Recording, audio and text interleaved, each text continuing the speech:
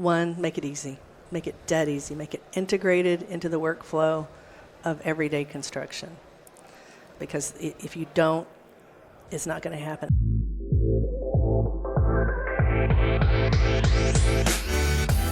Well, welcome back to the Build Different podcast. We are here on location again for the AGC National Convention, the Bird's Nest, as we like to call it up here. This is a treat. We talked about this in our last episode, but so cool. I don't know that I've ever been in a spot that you could see out onto a conference floor like this. Again, shout out to AGC here.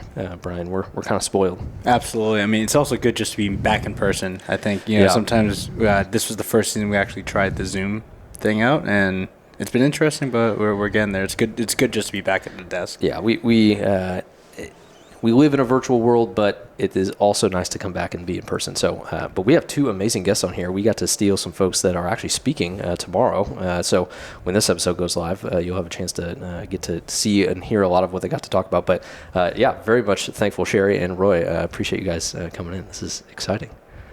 Glad to be here. Yeah, absolutely. We appreciate how you guys, I feel like conferences always are packed. We were just talking about this before we hit record, and anytime we get to pull someone away from just I don't want to say chaos, but just the busyness of again, we're looking out on this conference floor. It's like, man, there's so much stuff there. Oh, yeah. It's fun just to kind of sit up here, put the headphones on, and like, hey, let's just have a conversation.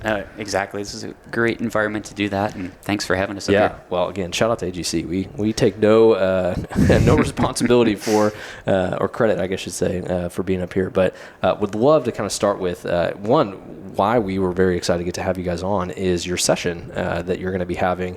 And I know two of you represent the other half of the session that is also being there, but would love just a rundown of what you guys are going to be talking about. I feel like you could do a better job of explaining it than we can. And I think it's going to be very exciting for our listeners to hear that weren't able to make this event, that you two could kind of give us a little bit of rundown for. So, Cheri, I'll start with you if you want to kind of run through what you guys are going to talk. And sorry, a little background about yourself too. Don't feel like you have to dive into a lot of that, but feel free to start us off. Yes. So Cheri Hanes. I'm with AXA XL. I'm the head of construction innovation and sustainability.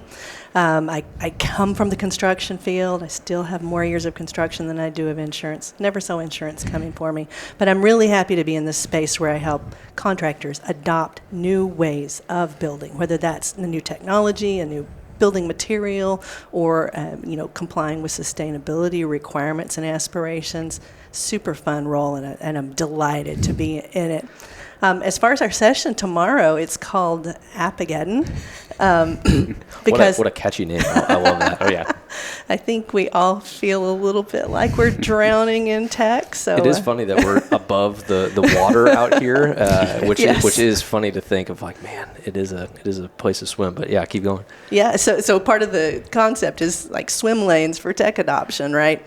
And the point is to try to take the different perspectives of people in the organization into account as you're making those decisions about tech adoption, tech piloting, what you want to test and try in advance of just, you don't want to just spring it on people and say, hey, we've got a new cool thing we saw at AGC conference, let's do it. But rather to be more intentional and purposeful and start with what's the problem we want to solve. Okay, who all is involved in that problem, in that piece of our work, and bringing their unique perspectives in to the initial consideration about how that piece of tech may or may not support your organization. In other words, start with the why. Yeah. Begin with the problem in mind, so that you are always like laser focused on something that will really work within your organization. I have so many questions, and I love the intro there. That was, I'm just like stewing on all the things I want to gain from your insight. Roy, tell me a little bit about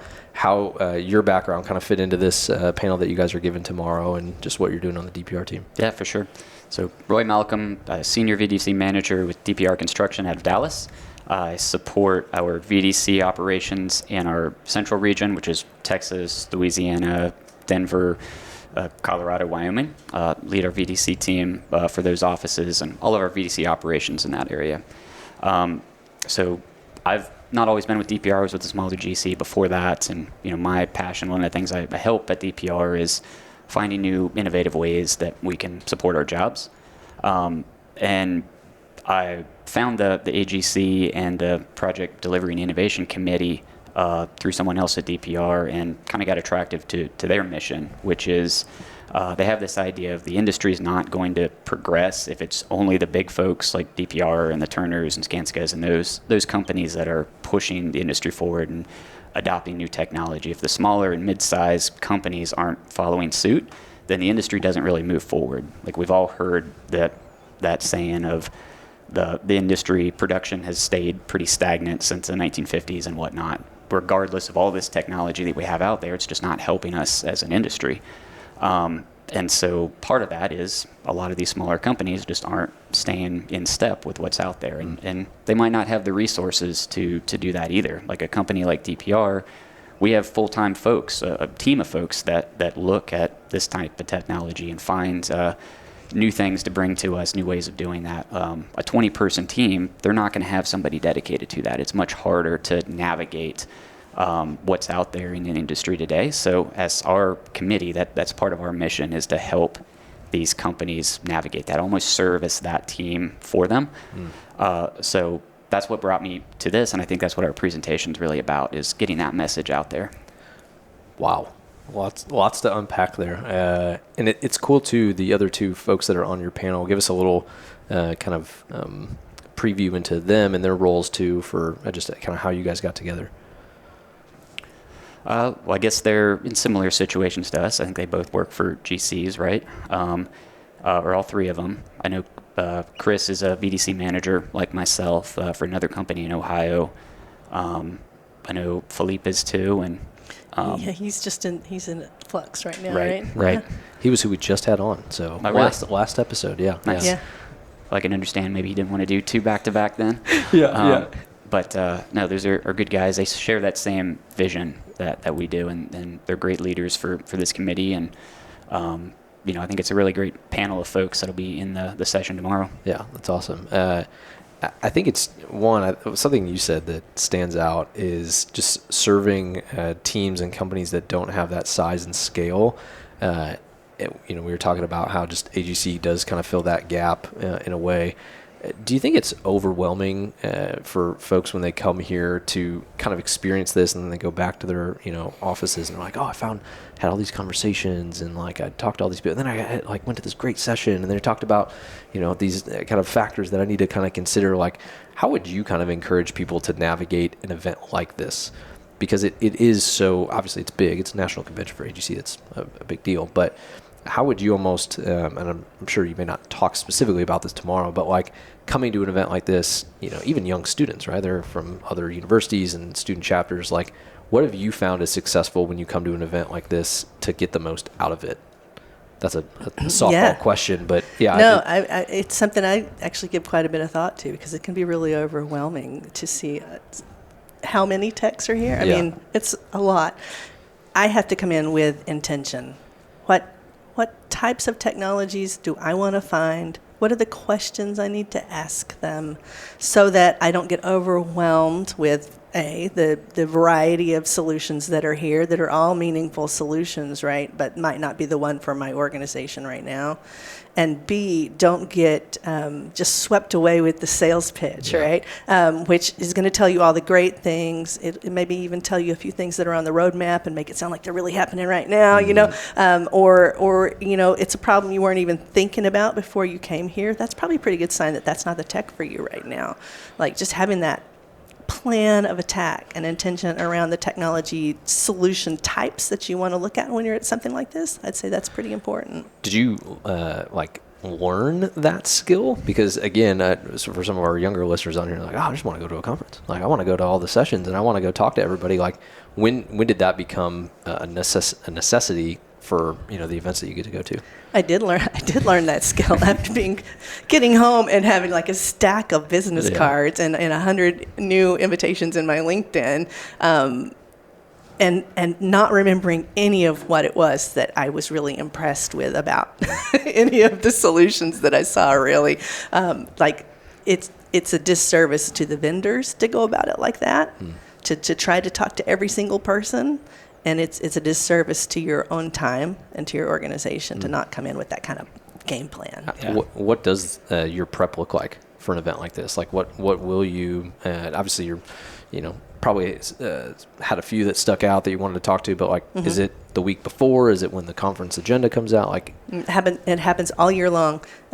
One of the things I do at AXA is run 2 peer networks, one focused on innovation and technology and one focused on sustainability. So the things and they plan everything that we're going to talk about in those groups comes straight from the membership. It doesn't come from me, it doesn't come from my team. So the things that they're talking about and worrying about and thinking about over the course of that year, that sets my tone for what I need to hear more about while I'm here, because those are the solutions that they're looking for. We're an insurance company. We're not using really any of this tech ourselves. Like, we're vetting it for our clients, right? Yeah. It's so fascinating because there's so many ways you can approach this. And again, I love our view down here, right? Because it just kind of like, we say 30,000 foot view on here all the time, but it is just genuinely fascinating seeing it from this level, right? Because you're walking around, you're lost in the rows, and you see everything. But when no pun intended, when you zoom out and you're really up here, you're like, you really do have to have a game plan. I mean, the other approach you could take is to see who has the best swag, hang out at their booth. That is a thing. That's actually how I approached it initially, like some of my first conferences. I grew up, my dad was a veterinarian, and so at least once a year we went to these vet conferences. Nice. And, while he was in the sessions, my mom and I and sister would walk around to the vendors and kind of literally stop at each one to get the swag from them, and would walk out with this giant bag full of useless stuff. We all but it was get cool. Is what I heard swag was an acronym for. I like that. So that was my mindset of how conferences work. And so coming in the first one was feeling like, all right, I've got to go to each individual place, and then quickly realized that most of these have nothing to do with my interests or what the company's interests are. So exactly like you mentioned, it's coming in with that plan, and it's exactly what we tell our younger folks. It's like, do your research ahead of time. You want to go to this conference, research who's going to be there, reach out to them ahead of time. It's one thing to go to their booth, but schedule some, out of the conference hall meetings to actually get into some real conversation. Set that up. I think that's where that beneficial networking piece comes into play as well. Yeah. But yeah, it's intimidating. It is intimidating. Brian, what do you had? I know your wheels are turning up there. Oh, I want to change directions on one specific topic that I heard. This is what makes Brian and I such an interesting dynamic here. Is I'll be driving the bus and Brian puts on the clicker and he's like, "Hey, we're gonna go left here, so turn us left." I wanted to talk. So it seems like you always hear about the perspective on the how can we do this pilot better, or how can we implement this technology better. But I start to think about the actual person in the field. Having been on both sides of the fence, like. Are you starting to think about like how to incentivize them, or rewriting job descriptions, or building in time? Because I think, if I have to choose between updating the schedule or maybe doing something else, like I'm always going to have to choose whatever my main work task is. And I'm starting to think like, now we're getting to a point where there's, a couple years ago, there was only a couple of products you'd be interested in. Now there's so many, and you kind of need like this good feedback loop. And I was just kind of curious on there, like, what are your perspectives on, the end user, and like, that how is their role changing in this and becoming more official, or this is a list of people you can go to, don't just go to anybody. Yeah, it's a really good question, and it's super important too. I mean, they're the ones that have to use this stuff at the end of the day. So if they're not bought into it, they don't want to do it, then really there's no point in it. And I think we forget that a lot of times, especially folks in our position, where you get distracted by something like this. It sounds great, but then you go out to the field and actually talk to somebody who wants to implement it, and they're like, no, that's not going to help me at all, and here's why. So it kind of has to start there. So really getting their feedback, their buy-in, like what are their pain points, what are their understanding. That's what our class tomorrow is going to talk a lot about, is understanding that exact mindset of the folks in the field. What do they want? What's really going to ease some of their burden? Because it's often different from what we might think that is. So yeah, it's absolutely critical to get that, whether it's through a pilot or honestly just having conversations with them and enabling them to suggest solutions, find solutions as well. And then we kind of serve as that role to bring them options. Like, hey, I know you've got your nose to the grindstone every day, but here's some things we think might help you. Let's have a conversation about how that might fit into your day-to-day activities. and where it might take something off your plate, essentially, that you're doing now. Maybe it automates that or makes that easier, and you can go focus on building, which is why we're all here. Yeah, great point. They're there to build a building, and that's keenly in their awareness, right? Yeah. They know what their job is, and if something doesn't help them, it's actively hurting them, right? So if an organization does a really good job, though, something, Roy, that you referred to, of bubbling those ideas up that come from the field, they really are dialed into what their challenges are. And now, if they've found a tech that maybe they've got a little demo going of it on their own project, if you find a way to bring that up through the organization, now not only do you have a tech that addresses a problem, you've got a built-in evangelist for that technology that's going to help you. If it's a superintendent or a project manager, like, they're going to talk to the other superintendents and project managers, this is why, and they're going to speak their own language, and it's really going to help with the implementation. And then the other thing that I really like to focus on, and I focus on it more with the vendors, is do not add clicks to people's days. Like, they got enough clicks. Let's find a way to make this an integrated, seamless product that actually helps instead of adding tasks, to your point. Yeah, I think some of it's the agency of those folks. Like, that's really where you can find some success of something that's going to be scalable, is if you can find a superintendent or a project engineer that is passionate about that problem and it aligns with an organizational problem. I mean, that's the perfect recipe for success right there. And then you can find, all right, here's the opportunities. Here's several vendors that are also trying to solve this issue. Let me partner you with them to go and hammer away at this. Because then with that agency, it's something they really care about. They're not going to forget about it. They're going to make time in their day to put the effort into solving this problem. Cheri, you talked about something earlier that I think is interesting. Your background, or just your role in the industry, being on the insurance side. We talk a lot about factors of influence and what influences teams to go and purchase software and invest in some of these different things. Talk about it from the insurance side. I mean, because I think that's starting to, I'm finding some interest there of how really the motivating moment could be from what your insurance costs are, what your insurance providers are recommending. I think you bring a really unique perspective in that sense of how that's becoming more in the fold of, call it an informer to some of these decisions that are made. Yeah, the one thing is that we really always want to focus on is, does this actually reduce risk? When I look at a tech, I'm looking at what it does to the risk for our partners. Not just, most insured risk is below the deductible. So it's really sitting on our partners' balance sheets. It's seldom going to hit our layer, right? We pay a lot of claims, right? We do what we're supposed to do, but like, the first dollars are coming right off of their bottom line, right?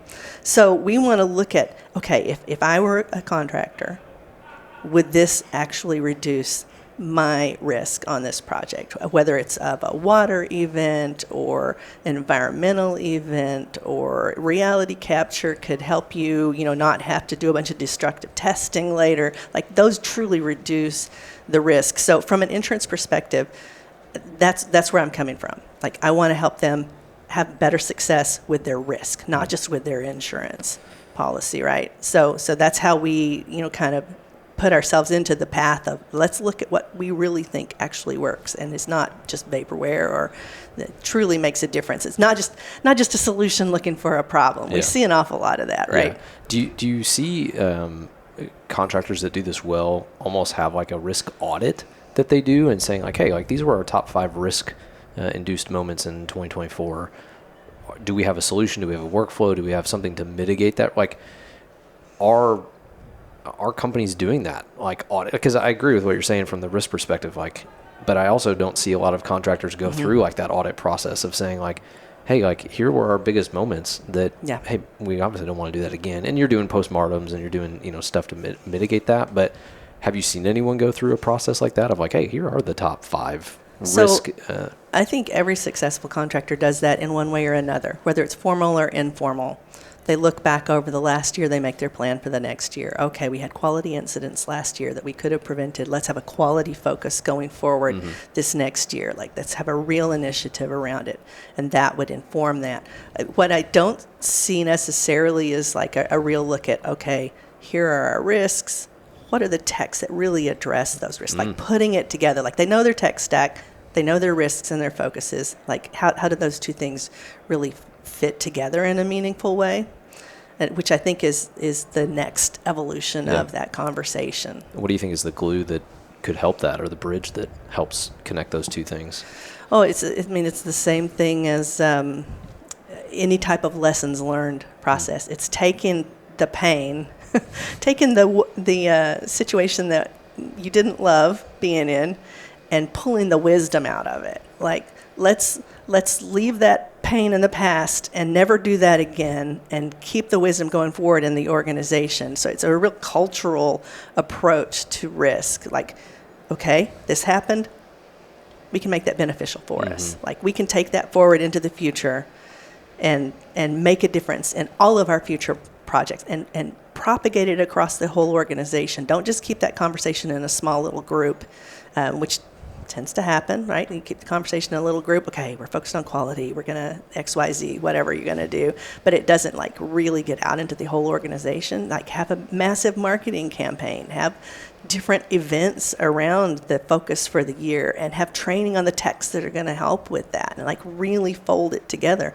and interrogate how it's working for you. Like, not just from this little group, but from the whole organization. Find out, is there a pain point that we don't know about? Is there a reason that this doesn't really work for us? Should we dial it in a little bit differently? Do you see that being, sorry, Brian, I'm peppering with questions here, but like, do you see that best being led by like a like a risk director? Like, I'm trying to even think of like roles in, call it people within an org chart, right? Of who could lead that effort. And obviously it's never just one person, it's a committee, and there's, all sorts of things that come into that. But like, in your eyes of success, who and what roles have been successful in executing that vision of like, hey, this is the risk audit, going through these things, connecting these dots from tech stack to risk stack?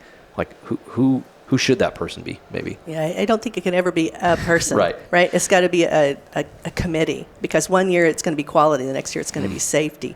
Another year there's going to be a focus on water event mitigation. Like, each different thing is going to have different people. That's why that conversation needs to be broader than one person. Obviously, it's going to be the risk manager who sees what insurance claims come through and what's really impacting your business.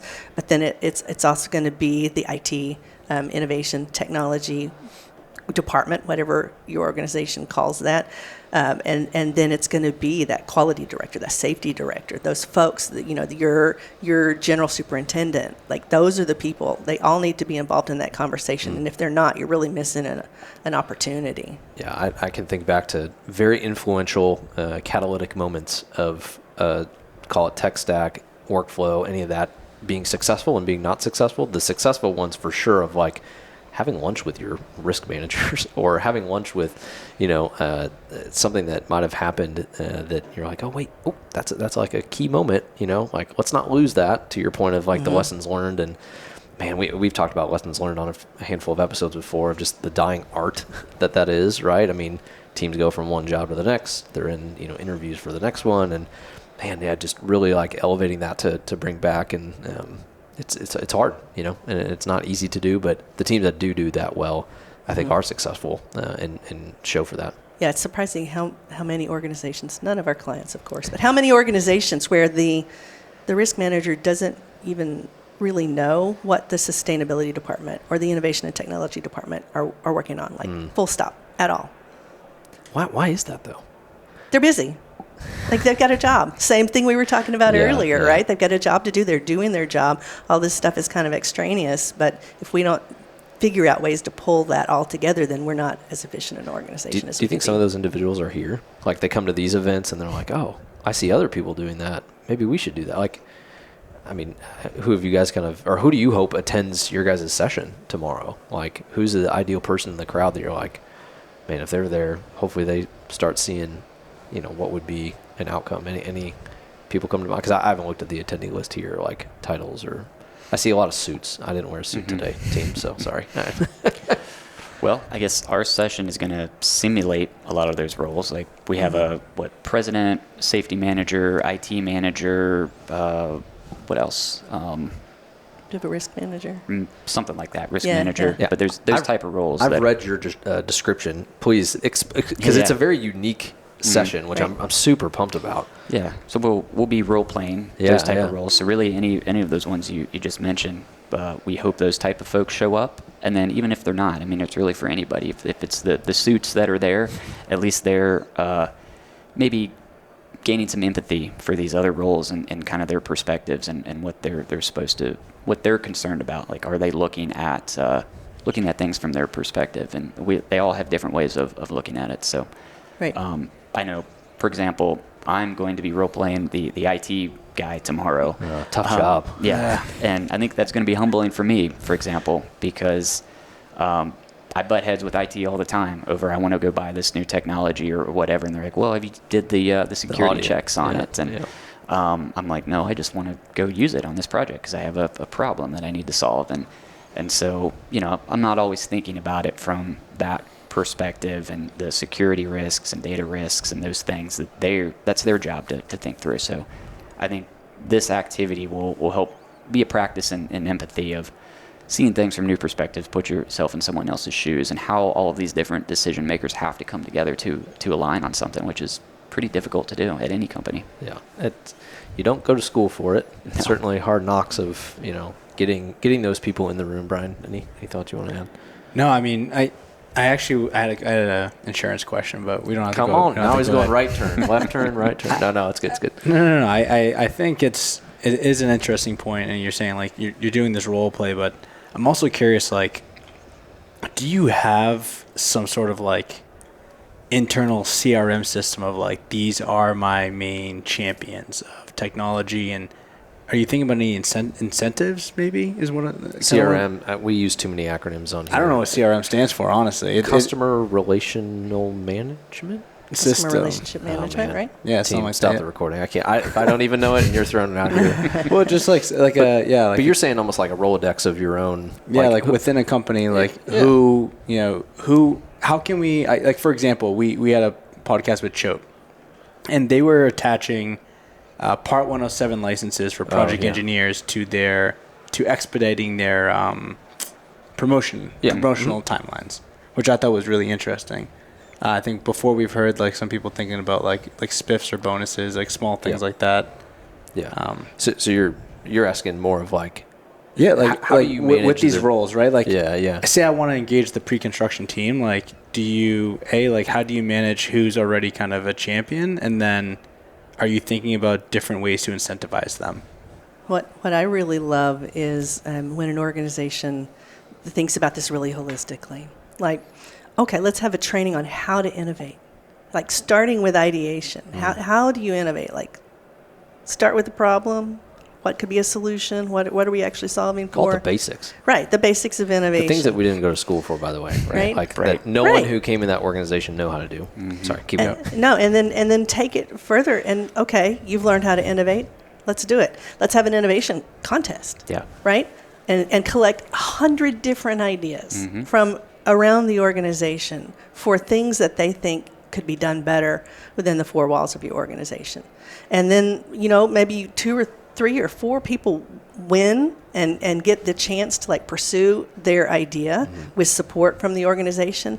But think about the rest of that. Like, now you've got people really thinking about how to innovate. You've got 100 ideas of things that you might be able to make better, to just, like, draw from it any time. And for them to be able to see that I had an idea and we put it into this, I don't know, database, whatever kind of system where you want to keep your, ideas bubbling up to. And then for them to be able to see, okay, and we did it. Like, they're going to be an innovation machine from then on. Like, they're always going to be looking for a problem to solve, because just the visibility and the fact that was valued. I think this is a super important part of how we attract and retain talent going forward as well. Absolutely. I think I know your answer, but I gotta ask it. Why doesn't that happen?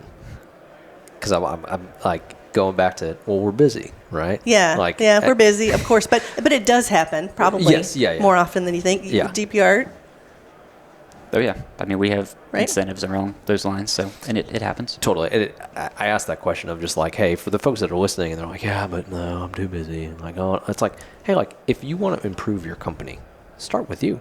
Like go about like start in your circle of influence. Maybe it's your job.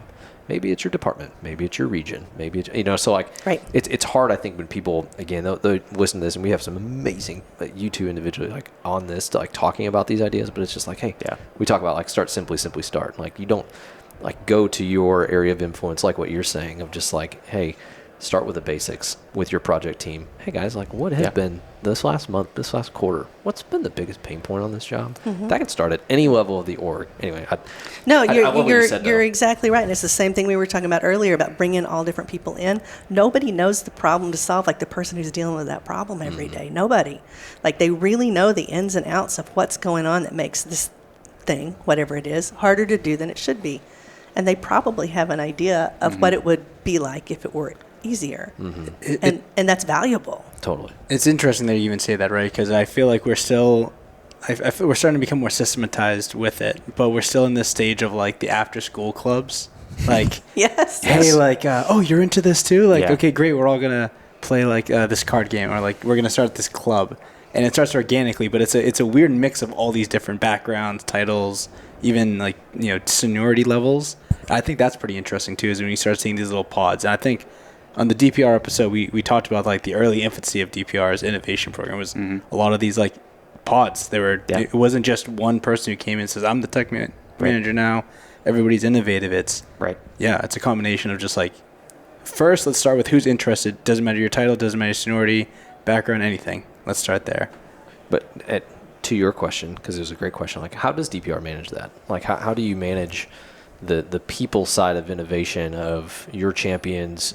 Who's your resources? Oh, you're very interested about 4D logistical awesome tools out there. Bob's your guy. Like how do you guys manage that? Yeah, I mean, first it starts with our culture. Like one of our core values is ever forward. We hire people with that mindset, and that's one of our evaluation criteria. Everyone in their coaching assessments, they go through that, and there's it's about that mindset. And so if you're not somebody that's in alignment with that mindset, like your DPR is probably not the right place for you. So that's where it starts, just that culture and incentivizing everybody from that perspective. Like we're looking for people that want to find new ideas and just improve themselves and never be happy with how we're doing things today. There's always a better way to do it, and just having that's the ever forward piece of it. So that's the big piece. But then we do have an innovation team and other folks that they can identify and look towards.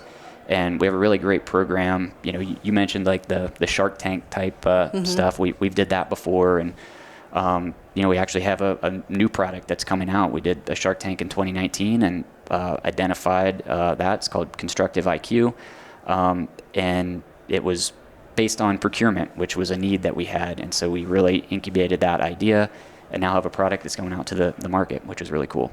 But through our innovation team, they have incentives of, if you have a great idea that you want to go try out on a job, if it aligns with some of our red zone criteria of what we're looking for at DPR, where we want to put our investment, that innovation team has a budget that they will give you to help go make that happen on a job. So I took advantage of that when I was a young project engineer on a job site with DPR. It was when the HoloLens first came out, and I identified we were doing a renovation job in a hospital. I said, this is going to be really cool for helping us identify as-built conditions rather than laser scanning, which we didn't have the budget for at that time.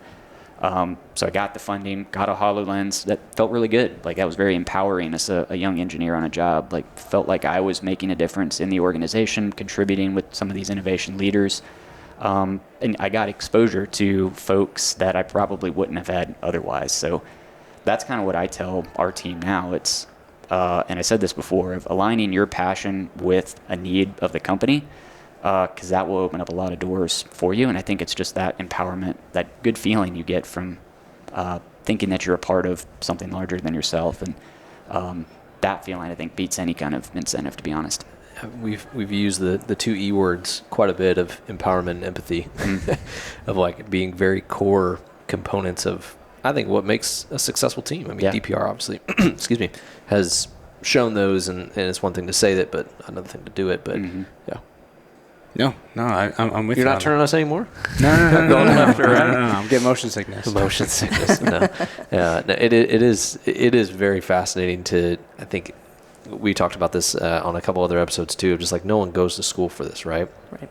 What would you say to kind of some folks that are maybe 2 to 3 years into their career, maybe that kind of that second wave of like 5 to 10 years in their career, that understand the value and need to innovate at their role, project-wise, region-wise, company-wise, that just feels stuck, like that is maybe in that kind of like, I don't have the resources, I'm not at these big, conferences, I don't get to come and, interact with some of these folks. Anything you would say to encourage them, or any piece of feedback or advice that you would give to them that, and maybe they're starting in their career and they're like, maybe construction isn't for me because of whatever it may be, but seeing how innovation and tech and how some of those things can empower, anything you would encourage them with? Yeah, I think there's always opportunities to improve what your company is doing, and I think it's finding that piece of it. Like maybe your ideas don't align with what the company is, what's important to them. But I guarantee you there's a superintendent or there's somebody on your job or in your company somewhere that needs help. And if you can partner with that person and make a difference with that single individual, like that's a win. And that'll grow from there. So I think it's really just, again, identifying that need of the company and trying to align your passion with that. And keep at it. I mean, we need help in the industry, and every company has it. So I think aligning yourself with that meeting and those needs of your company is going to be the biggest thing. Yeah, we hear it over and over how behind construction is with Pretty tech motivating, adoption right? and with the productivity, right? We've got a marketing problem, like as an industry, because that's really not true. There's so many cool things happening in construction right now, so many new things, new ways of building and new technologies. Just look around. I mean, hundreds apparently out there. And we don't do a great job of letting the people who are already within the four walls of our organization know, hey, if you have an idea, we want it. Yeah. And here's the pathway to doing that. And then also, as we're trying to attract talent into the industry, of saying, and technology and sustainability and innovation, all of these things are paths within construction that you may not be aware of at all when you think about building a building, but they're very real. They're very meaningful. It feels great when you have an idea and it really makes a difference on a project. Like, nothing better. Yeah, it is fascinating. I mean, we mentioned this. I mean, Auburn has a booth here. Obviously, there's a ton of students that are coming out into this industry too. Like, I think of back in their role, or even like the construction engineering program I went to, didn't have marketing, didn't have innovation, and so it's interesting to see how these programs are going to need to change, but then also the opportunity that the students get to come here, expose themselves, interact with these vendors, hopefully doing their prep work, right? Like knowing what they're coming into and knowing who to talk to. But yeah, you're spot on of just, the marketing aspect is fascinating. Brian and I both sit on our marketing team, and we're not marketers by background. We have way more experience in construction than we do on the software side, and even in traditional marketing practices. But yeah, it is fascinating. You can't go very far without needing to bring people in and helping motivate them and expose them. And yeah, I gave a presentation on this last week actually, and I think it's not only speaking to those younger folks, but I think we as leaders in the industry also need to change the way we approach it. I think a lot of this technology has now outpaced their traditional way of thinking in the industry. Like, we have all this great stuff out there, but yet we are so reliant on ancient technology like 2D PDFs and 2D Gantt charts. And until we get away from that mindset, like, we're really not going to change. And if you have someone right out of college that is interested in a STEM career, they're not thinking about construction. And if they get exposed to it and their first job is looking at 2D plans or putting together a 2D Gantt chart, like, that's not what they want to do. That's not attracting people to the industry.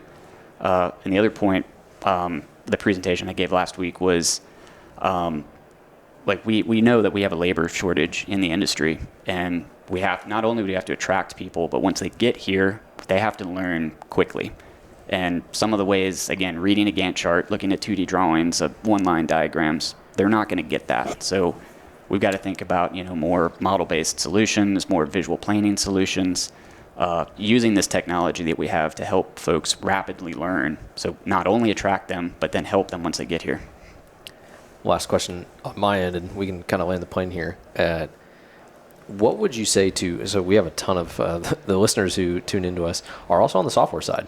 Brian and I obviously are on the software side. What would you say to them? Because we often talk about this of the shared responsibility. It's not just the industry. It's not just one thing. Like, what would you say to other vendors of just our responsibility at play from your perspectives of what we can do to better obviously serve end customers, potential customers, or even come to events like this? What would you say to us or other listeners that maybe have our background?